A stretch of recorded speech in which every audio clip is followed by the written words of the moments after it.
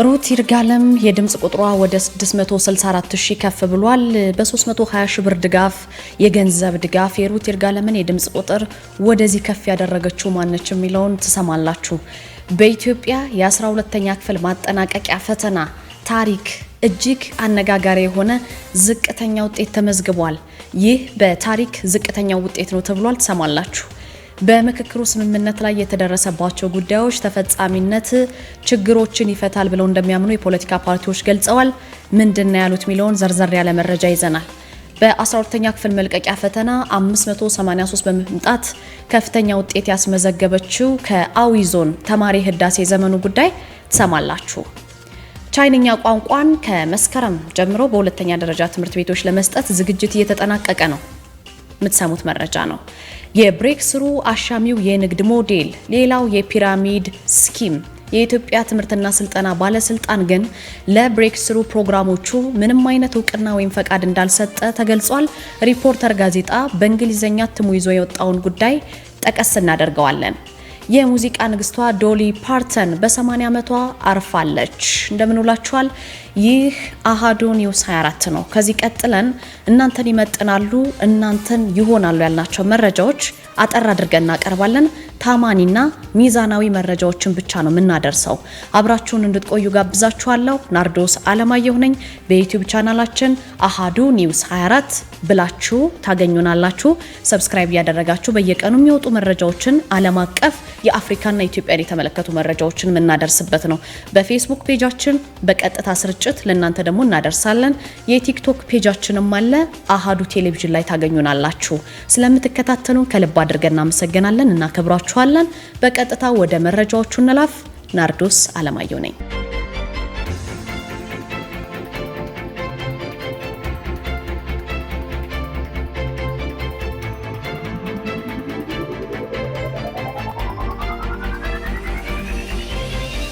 የሩት ይርጋለም የድምጽ ቁጥር ወደ 664,000 ከፍ ብሏል። በዓለም አቀፍ ደረጃ የ37ኛው ሚስ ወርልድ ውድድር ላይ ኢትዮጵያን ወክላ ሀገሯን ወክላ የምትወዳደረው ሩት ይርጋለም ናት።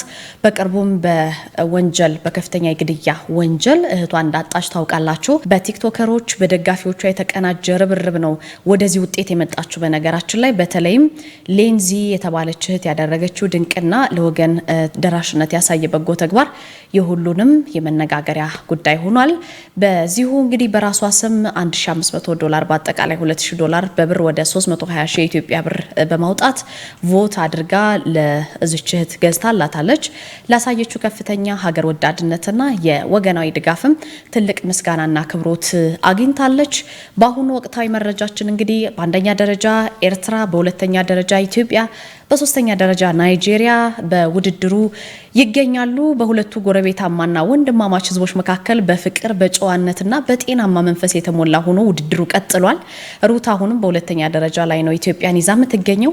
ነገር ግን ከአንደኝነት ያለው ልዩነት በጋራ ጥረት የሚዘጋ ነው። ይቺ ተወዳዳሪ ኢትዮጵያን ወክላ የምትወዳደረው ተወዳዳሪ አንደኛ እንድትወጣ በርካታ ሰዎች ድጋፍ እያደረጉም ይገኛሉ። በኢትዮጵያ ታሪክ የ12ኛ ክፍል ማጠናቀቂያ ፈተና እጅግ አነጋጋሪ ዝቅተኛ ውጤት መመዝገቡ ተሰምቷል። በሀገር አቀፍ ደረጃ ይፋ የተደረገውን የ12ኛ ክፍል ማጠናቀቂያ ፈተና ውጤት ተከትሎ በማህበራዊ ሚዲያ ገጹ ላይ ሰፊ አጀንዳ መነጋገሪያ የሆነና በርካታ ተከታዮችን ያስገረመ ዝርዝር ይፋ ሆኗል። በአንድ በኩል ከፍተኛ ውጤት ያስመዘገቡ ተማሪዎችን አሉ። እነሱ መካከል አንደኛዋን እኛም በዜናችን ይዘናል። በማህበራዊ ሚዲያ ግን የመረጃ ገጾች ከተሰራጩ ውጤት ሰነዶች እንግዲህ ማየት እንደተቻለው በሶሻል ሳይንስ ዘርፍ ፈተናውን የወሰደው የ22 ዓመት አንድ ተፈታኝ ከጠቅላላ 600 ነጥብ 20 ብቻ በማስመዝገብ 3.4 አስመዝግቧል ማለት ነው።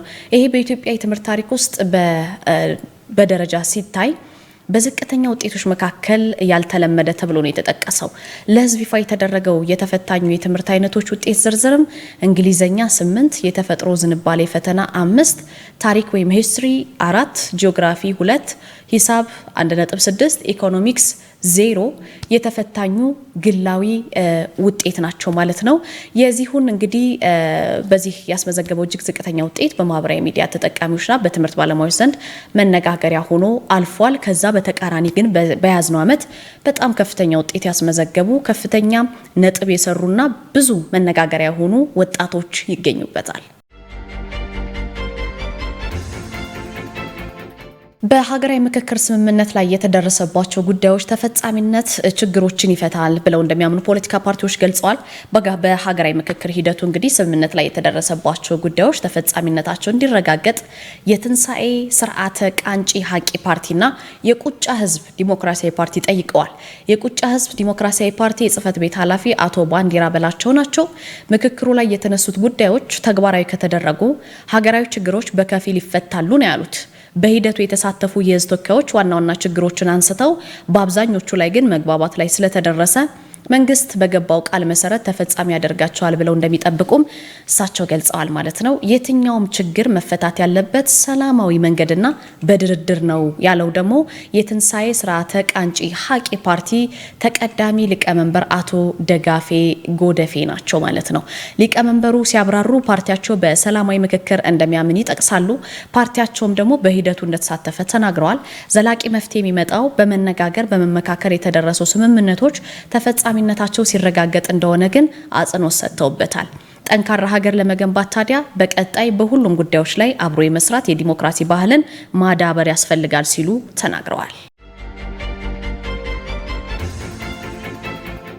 በአዊ ብሔረሰብ አስተዳደር ዞን እንጅባራ ከተማ የሚገኘው የአገው ምድር ሁለተኛ ደረጃ ትምህርት ቤት ተማሪ ህዳሴ ዘመኑ በ12ኛ ክፍል መልቀቂያ ፈተና 583 በማምጣት በሀገር አቀፍ ደረጃ ሁለተኛውን ከፍተኛ ውጤት ያስመዘገበች ወጣት ሆናለች። ተማሪዋ በተፈጥሮ ሳይንስ ዘርፍ በሀገር አቀፍ ደረጃ ሁለተኛውን ከፍተኛ ውጤት ያስመዘገበች ነች። በሴቶች ደግሞ አንደኛ ደረጃን በመያዝ ይህንን ውጤት ይዘዋለች ማለት ነው። ባስመዘገበችው አስደናቂ ስኬት ምክንያት በስሟ ቤተ መጻፍ ተሰይሞላታል። በሀገር አቀፍ ደረጃ ከፍተኛ ውጤት ማምጣቷ ከፍተኛ አድናቆት ተችሯታል። በርካታ ሚዲያዎችም ዘግበውታል። ለፈተናው ልዩ ትኩረት በመስጠት ቀድማ አስፈላጊውን ዝግጅት አድርጋ እንደነበረ፣ በዚህም ደግሞ የድካሟን ፍሬ ማግኘት መቻሏን የተጠቀሰው በቀጣይ በኮምፒውተር ሳይንስ ሶፍትዌር ኢንጂነሪንግ ዘርፍ ትምህርቷን በመከታተል ለሀገሯ ለኢትዮጵያ የበኩሏን አስተዋጽኦ ማበረከት እንደምትፈልግ ነው ያስታወቀችው ተማሪዋ። ከዚህ ባሻገር ግን የተማሪዋ ወላጅ አባት ዶክተር መምህር ዘመኑ ምረት ናቸው። ልጃቸው ባስመዘገበችው ከፍተኛ ውጤት የተሰማቸውን ጥልቅ ደስታ እየገለጹ ነው። ቻይንኛ ቋንቋን ከመስከረም ጀምሮ በሁለተኛ ደረጃ ትምህርት ቤቶች ለመስጠት ዝግጅቶች እየተጠናቀቁ ናቸው። ከቻይና መንግስት ጋር ባለው ግንኙነት መሰረት መስከረም ላይ በሚጀምረው የ2019 ትምህርት ዘመን በፌዴራል ልዩ አዳሪ ሁለተኛ ደረጃ ትምህርት ቤቶች ውስጥ የቻይንኛ ቋንቋ እንዲሰጥ ለማድረግ ዝግጅቶች እየተጠናቀቁ እንደሚገኝ ትምህርት ሚኒስቴር ነው ያስታወቀው። በእነዚህ ትምህርት ቤቶች ውስጥ ቻይንኛን የሚያስተምሩ መምህራንን ለማስመጣትም ጭምር ርብርብ እየተደረገ ይገኛል። በትምህርት ሚኒስቴር አጠቃላይ የትምህርት ዘርፍ ትምህርት ፕሮግራሞችና ጥራት ማሻሻል መሪ ስራ አስፈጻሚው ዶክተር ዮሐንስ ወጋሶ ናቸው። የአዳሪ ትምህርት ቤት ተማሪዎች የተሻለ ውጤት ያላቸውና በመለያ ፈተና አልፈው የሚገቡ መሆናቸውን ይገልጻሉ። እነዚህ ተማሪዎች በዓለም አቀፍ ደረጃ ውጤታማና ስኬታማ እንዲሆኑ ደግሞ ለማድረግ የተለያዩ የውጭ ሀገር ቋንቋዎች እንዲማሩ ይደረጋል። በተለይ ደግሞ ተማሪዎች የከፍተኛ ደረጃ ትምህርታቸውን በውጭ ሀገር የመከታተል እድል ያላቸው ስለሆነ ለዛ እንዲጠቅማቸው የቋንቋ ትምህርቱ እንደሚሰጥ ነው የሰማ ነው። እንዲማሩ ከሚደረጉት ቋንቋዎች መካከል ደግሞ በቀጣዩ አዲሱ ዓመት 2019 ትምህርት ዘመን የቻይንኛ ቋንቋ እንዲማሩ ለማስቻል የዝግጅት ስራዎች የተጠናቀቁ እንደሚገኙ ተናግረዋል። ከቻይንኛ በተጨማሪ ሌሎች ዓለም አቀፍ ቋንቋዎችን በማጠናከር ደግሞ የማስተማር ስራው እንደሚቀጥል ዶክተሩ አስታውቀዋል። ብሬክስሩ ድርጅት አሻሚው የንግድ ሞዴል ሌላው የፒራሚድ ስኪም የኢትዮጵያ ትምህርትና ስልጠና ባለስልጣን ለፕሮግራሞቹ ምንም አይነት እውቅና ወይም ፈቃድ እንዳልሰጠ ተገልጿል። ሪፖርተር ጋዜጣ በእንግሊዝኛ እትሙ ይዞት የወጣውን ሰፊ ዘገባ ተመልክተነዋል። ብሬክስሩ ትሬዲንግ አክሲዮን ማህበር በተመለከተ የሪፖርተር ዘገባዎች እንደሚያመላክቱት ኩባንያው ባለፉት 6 ዓመታት ከ100 ሺህ በላይ ሰዎችን ማሰልጠኑን ቢገልጽም የኢትዮጵያ ትምህርትና ስልጠና ባለስልጣን ግን ለፕሮግራሞቹ ምንም አይነት እውቅና ወይም ፈቃድ እንዳልሰጠ ይገልጻል። ዋና ስራ አስፈጻሚው ዶክተር ሚልኪያስ አየለ ድርጅቱ የንግድ ፈቃድ ያለውና ግብር የሚከፍል ድርጅት ስለሆነ የሰውነት ማበልጸግ ስልጠና መስጠት ይቻላል ቢሉም ፕሮግራሞቹን በባለስልጣኑ ዘንድ ያላስመዘገቡ መሆኑን ግን አምነዋል። ከዛ በተጨማሪ በኩባንያው ሰነዶች ላይ ኤንኤልፒና ሃይፕኖቴራፒ ስልጠና እንደሚሰጥ ቢጠቅስም ዋና ስራ አስፈጻሚው ግን በእነዚህ ዘርፎች ላይ አሰልጣኝ እንደሌላቸውና ስልጠና እንደማይሰጡ ነው የተናገሩት። ዘገባው እንደሚለው ኩባንያው ከ100,000 ሰልጣኞች መካከል ስንቶቹ ዘላቂ ስኬት ላይ እንደደረሱ የሚያሳይ የተረጋገጠ መረጃ ማቅረብ አለመቻሉን ያመለክታል። ስለ ኩባንያው የቢዝነስ ሞዴል በሚያሳየው ክፍል ሰልጣኞች ከ3800 እስከ 52000 ብር የሚያስከፍሉ ከ5 በላይ የስልጠና ደረጃዎች እንደሚጓዙ ይጠቅሳል። ስልጠናውን ያጠናቀቁ ሰዎች አዳዲስ ገዢዎችን ሲመለምሉ ከ10% እስከ 19% የሰንሰለት ኮሚሽን፣ ከ8 እስከ 15% የቡድን ማሳደጊያ ክፍያና በነጥብ የተሰሉ ሽልማቶችን ያገኛሉ። በኩባንያው ሰነዶች ላይም እስከ 5000 ነጥብ ወይም ከ25000 እስከ 50000 ዶላር ግምት ያለው የመኪናና የውጭ ጉዞ ማበረታቻዎች ተቀምጠዋል ማለት ነው። ይህ አሰራር አዳዲስ ስራዎችን በማስገባት ላይ የተመሰረተ ስለሆነ በንግድ ውድድርና ደንበኞች ጥበቃ አዋጅ ቁጥር 813/2005 አንቀጽ 22 ከተከለከለው የፒራሚድ ስኪም ጋር እንደሚመሳሰል የህግ ባለሙያዎች ይሞግታሉ። ከዛ ውጭ ግን የኩባንያው የውስጥ ደንብ ከደንበኞች ለሚነሱ አቤቱታዎች ተጠያቂነቱን ወደ አባላት መልማዮች የሚያዞር መሆኑ ተጠቅሷል።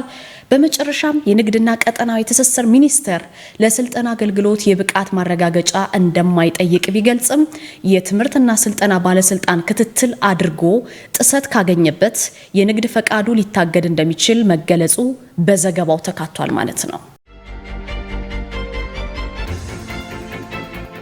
የዓለም ዝነኛ አሜሪካዊት ዘፋኝ፣ የሙዚቃ ደራሲ፣ ተዋናይት፣ በጎ አድራጊ ዶሊ ፓርተን በ80 ዓመቷ አልፋለች። የዶሊ ፓርተን ሞት በነሐሴ 25 ቀን 2026 በቤተሰቦቿ ይፋ ሆኗል። በኋላም የግል ተወካዮቿ እንደገለጹት ዶሊ ፓርተን በካንሰር ለረጅም ጊዜ ባደረገችው ትግል ከካንሰር ህመም ጋር የታገለችው ትግል ህይወቷ እንዲያልፍ አድርጓል። በመጨረሻዎቹ ጊዜያትም ከቤተሰቦቿ ተከባ ነበረ። ይሄ ዜና የተሰማው ዶሊ ስለ ጤንነቷ ከተናገረች እጅግ በጣም ጥቂት ቀናት በኋላ ነው። ነሐሴ 21 ቀን የጤና ችግሮች እያጋጠሟት መሆኑን ከዚህ በፊት በባለቤቷ ላይ በማተኮር ራሷን በቂ ትኩረት እንዳልሰጠች ገልጻ ነበረ። ከዛም ነሐሴ 21 ሆስፒታል መግባቷን የተዘገበው።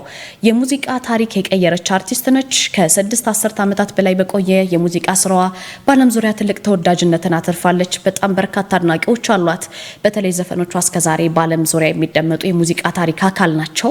የእሷ ሙዚቃዎች ከ100 ሚሊዮን በላይ የዓለም አቀፍ ሽያጭ እንዳስመዘገቡ በርካታ የውጭ መገናኛ ብዙሃን ይዘግቡታል። እኛም ተመልክተነዋል። ዶሊ ፓርተን በሙዚቃ ዘርፍ ብዙ ሽልማቶችን ያገኘች ናት። በተለይም የሙዚቃ ችሎታዋን ከተዋናይነትና ከንግድ ስራ ጋር በማጣመር ከዓለም ታዋቂ ሴት አርቲስቶች ቁጥር 1 ነበረች። ከሙዚቃ በላይ የሚታወሰው በጎ አድራጎቷ ዶሊ በሙዚቃ ብቻ ሳትወሰን በሰብአዊ እርዳታና በህፃናት ትምህርት ዘርፍም ትልቅ አስተዋጽኦና ርህራሄ እንደነበራት ይገለጻል። በተለይም ኢማጂኔሽን ላይብረሪ በተሰኘው የበጎ አድራጎት ፕሮግራሟ ለህፃናት በመላው ዓለም በ100 ሚሊዮኖች የሚቆጠሩ መጽሐፍት እንዲዳረሱ አድርጋለች። ከዛ ውጭ ግን ለሕክምና ምርምርና ለሌሎች ሰብአዊ ጉዳዮችም ትልቅ ድጋፍ ስታደርግ ነው የቆየችው ህልፈቷ እስከተሰማበት ድረስ። የባለቤቷን በቅርቡ በሞታታ ነበረ። የዶሊ ፓርተን ሞት የመጣው እንግዲህ ባለቤቷ ከሞተ ከ1 ዓመት በኋላ ነው። ሁለቱ ለ60 ዓመታት በቀረበ ጊዜ በትዳር በፍቅር አብረው ኖሮ ነበረ። የባለቤቷ ሞትም በዶሊ ላይ ከፍተኛ ሀዘንና የልብ ስብራት እንዳሳደረ ተናግራው ነበረ። ከዶሊ ፓርተን ሞት በኋላ የአሜሪካ መንግስት ክብር ሰጥቷታል። የአሜሪካ ባንዲራ በኋላፍ እንዲውለበለብ እስከ መስከረም 1 ቀን 2026 ድረስ ትዕዛዝ ተሰጥቷል ማለት ነው። ይቺ የሙዚቃ ሴት በሙዚቃዋ በበጎ አድራጎቷ በሚሊዮኖች ሰዎች ህይወት ላይ ባሳደረችው ተጽዕኖ ለትውልድ ስትታወስ እንደምትኖር እየተዘገበ ነው የሚገኘው።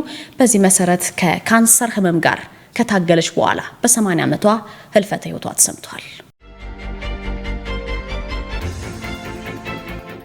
ውድ ቤተሰቦቻችን አብራችሁን ስለነበራችሁ ከልብ አድርገን እናመሰግናለን። ናርዶስ አለማየሁ ከእናንተ ጋር ቆይታ አደረኩኝ። ከሰኞ እስከ ዓርብ ድረስ ለእናንተ በአሃዱ ኒውስ 24 የዩቲዩብ ቻናላችን፣ በአሃዱ ቴሌቪዥን የፌስቡክ ቻናላችን እንዲሁም ደግሞ በአሃዱ ቴሌቪዥን የቲክቶክ ገጻችን ላይ ዜናዎቻችን ይተላለፋሉ። በዋነኝነት ግን ቀድሞ የሚለቀቀው አሃዱ ኒውስ 24 ብላችሁ ሰርች በማድረግ ዩቲዩብ ላይ ዜናዎቻችንን በየቀኑ በቀጥታ ስርጭት ታገኟቸዋላችሁ።